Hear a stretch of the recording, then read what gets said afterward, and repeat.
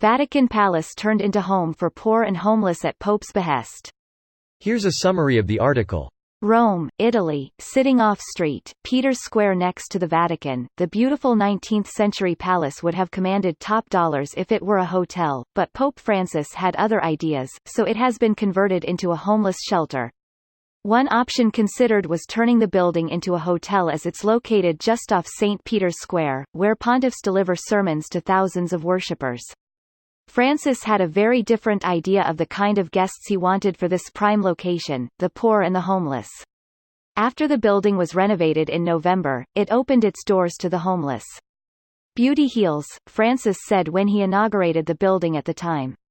But what is special about this place is that it's not about maximizing dollar signs, but giving people a really beautiful place to be, with the idea that beauty heals. Carlo Santoro, a member of the Sant'Egidio community, a lay Catholic association in charge of many charitable projects linked to the Vatican, including Palazzo Migliore, said the place was a real paradox.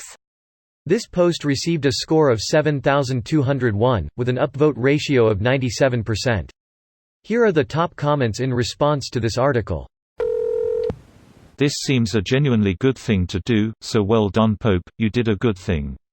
His values and behavior are more aligned with Jesus's teachings than any other pope in my lifetime. I knew he was special when, as soon as he took on the role, he removed the golden throne and replaced it with a wooden chair. That's what he sits on. Edit. He also refuses to wear the regular gold embroidered shawl. He wears a plain metal cross instead of one with gems. His papal ring is silver, not gold. There's normally a red carpet in front of the throne. He removed it. As an atheist, I have almost nothing but respect for this pope as a good leader and an excellent person. If he were to truly crack down hard on the whole protecting child molesters in the priesthood thing, I'd not really have anything negative to say about the organization. He seems to have been slowly, but steadily cleaning house of the entrenched interests that seem to have gotten his predecessor to throw up his hands. Those entrenched interests are likely the ones protecting the pedophiles. Exactly. Whether it's religion or government, bureaucracy exists to stifle change, and we can't expect the Pope to ride out, sword in hand, and change the whole diocese in a day.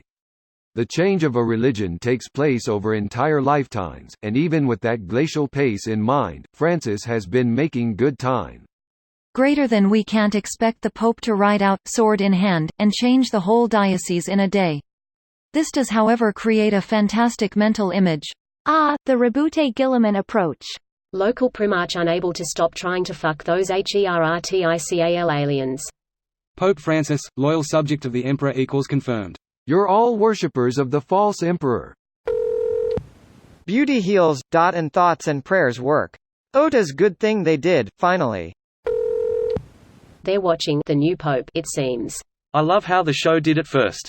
For those who haven't seen it yet, go watch the young pope and then the new pope. They're brilliant, beautiful, and funny.